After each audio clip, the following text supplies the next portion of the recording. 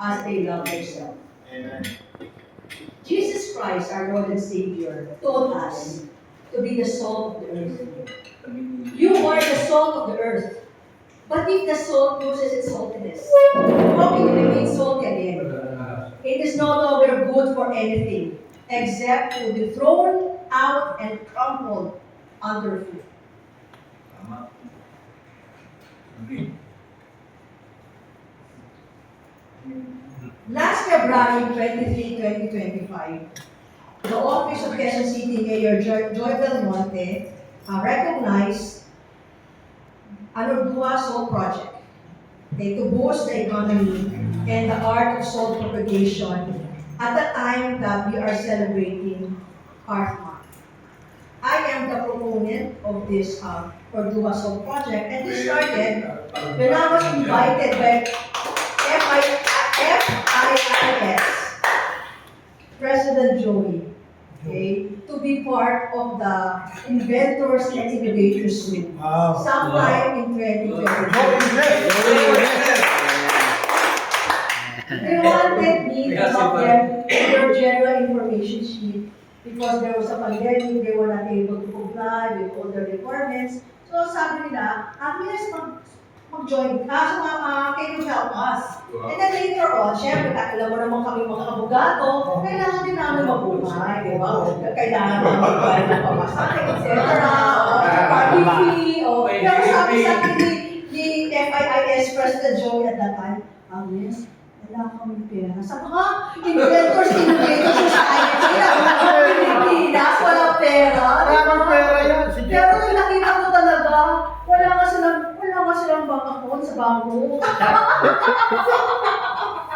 So, ganun po, nakakaawa po ang mga iba't ibang sektor ng Pilipinas.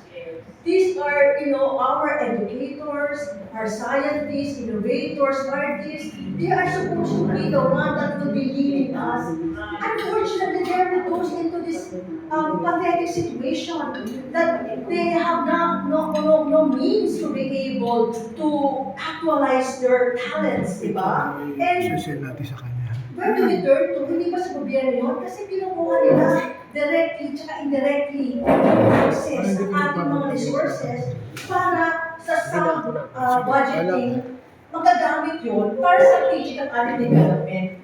Unfortunately, what we see right now is that the budget is being sealed, and right now they're saying that the 2025 budget is the worst budget in the history of the Philippines.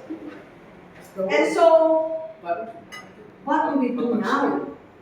For us lawyers, we have so many lawyers in government. In fact, heading, we have formerly before the president, a lawyer, the vice president, a lawyer. The president right now, she has a very active first lady who's also a lawyer. We have the speaker of the house who's also a lawyer, and the new president, Senate president, lawyer. Look at them, di ba? If they are just following siguro, okay, the legal profession and the CIPRA, the new Code of Professional Responsibility, siguro hindi po tayo ganito ngayon. Kaya parang for us, hindi lang po tayo lawyers. Mas importante na Christian lawyers po tayo at mga advocacy po tayo ng kababaihan. And I'm very, very happy na nandito na rin po ang aming secretary ng FIIS, si Melissa Cortez. Melissa is also a student ng Philippine Christian University. Sabi niya sa akin, Tony, pwede mo ba ako mag-aral? Kasi kung pinigyan niyo po si Melissa, di ba? Tama mo ba na senior citizen na si Melissa? Di ba?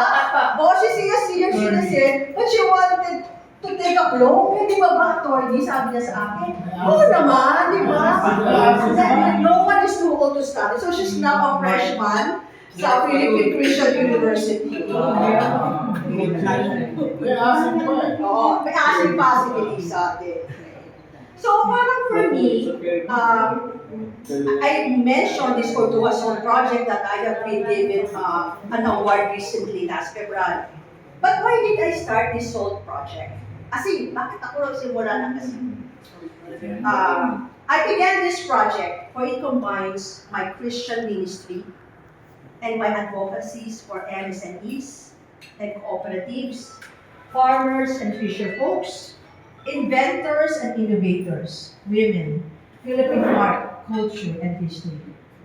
It is also my tribute to my late father, Jerome D. Bailen, a UMC preacher's kid from Lingayen, Pangasinan, who became a UP professor of anthropology, who promoted Princess Orduha by holding a conference about her a few decades ago.